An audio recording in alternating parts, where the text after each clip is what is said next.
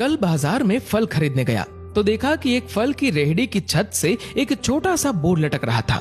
उस पर मोटे अक्षरों में लिखा हुआ था, घर पर कोई नहीं है, मेरी बूढ़ी माँ बीमार है, मुझे थोड़ी थोड़ी देर में उन्हें खाना, दवा और टॉयलेट कराने के लिए घर जाना पड़ता है। अगर आपको जल्दी है तो अपनी मर्जी से फल तोल ले। रेट साथ ही में लिखे हैं। पैसे कोने पर गत्ते के नीचे रख दे। धन्यवाद। अगर आपके पास पैसे नहीं हो तो आप मेरी तरफ से मुफ्त ले जाना, इजाजत है। मैंने इधर उधर देखा, पास पड़े तराजू में 2 किलो सेब तोले, दर्जन भर केले लिए, बैग में डाले, प्राइस लिस्ट से कीमत देखी, पैसे निकाल कर गत्ते को उठाया। वहां 100, 50 और 10-10 के नोट पड़े थे। मैंने भी पैसे उसमें रख कर उसे ढक दिया, बैग उठाया और अपने फ्लैट पर लौट आया। रात को खाना खाने के बाद हर रोज की तरह मैं और मेरा भाई टहलने के लिए निकले। मेरी नजर उसी सुबह वाली रेहड़ी पर पड़ी। करीब से देखा तो एक कमजोर सा आदमी, दाढ़ी आधी काली आधी सफेद, मैले से कुर्ते पजामे में रेहड़ी को धक्का लगाकर बस जाने ही वाला था। वो हमें देखकर मुस्कुराया और बोला, साहब फल तो खत्म हो गए। उसका नाम पूछा तो उसने बताया कि मेरा नाम सीताराम है। फिर हम सामने वाले ढाबे पर बैठ गए। चाय आई।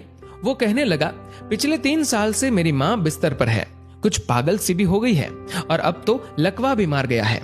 मेरी कोई संतान नहीं है, बीवी मर गई है, सिर्फ मैं हूँ और मेरी माँ। माँ की देखभाल करने वाला कोई नहीं है, इसलिए मुझे ही हर वक्त माँ का ख्याल रखना पड़ता है। एक दिन मैंने माँ के पाँव दबाते हुए बड़ी नरमी से कहा, माँ तेरी सेवा करने को तो बड़ा जी चाहता है, पर जेब खाली है और तू मुझे कमरे से बाहर निकलने नहीं देती। कहती है तू जाता है तो जी घबराने लगता है। तू ही बता मैं क्या करूं?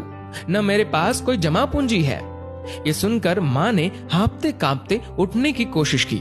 मैंने तकिए की टेक लगवाई। उन्होंने जुर्रियों वाला चेहरा उठाया, अपने कमजोर हाथों को ऊपर उठाया, मन ही मन राम जी की स्तुति की। फिर बोली, तू रेहड़ी वहीं छोड़ाया कर, हमारी किस्मत में जो होगा हमें इसी कमरे में बैठकर मिलेगा।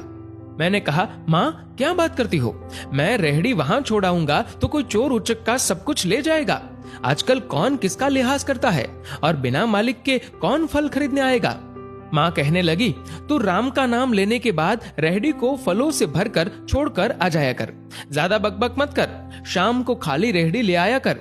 अगर तेरा 1 भी रुपया गया तो मुझे बोलियो। 2.5 साल हो गए हैं भाई साहब, सुबह रेहड़ी लगा आता हूँ, शाम को ले जाता हूँ। लोग पैसे रख जाते हैं, फल ले जाते हैं, एक धेला भी ऊपर नीचे नहीं होता, बल्कि कुछ तो ज्यादा भी रख जाते हैं। कभी कोई माँ के लिए फूल रख जाता है, कभी कोई और चीज। परसों एक बच्ची पुलाव बनाकर रख गई, साथ में एक पर्ची भी थी जिसमें लिखा था अम्मा के लिए। बीते हफ्ते एक डॉक्टर अपना कार्ड छोड़ गए, पीछे लिखा था माँ की तबीयत नाजुक हो तो मुझे कॉल कर लेना, मैं आ जाऊंगा। कोई खजूर रख जाता है तो कोई कुछ और खाने की चीज। रोजाना कुछ न कुछ मेरे हक के साथ मौजूद होता है। न माँ हिलने देती है, न मेरे राम कुछ कमी रहने देते हैं।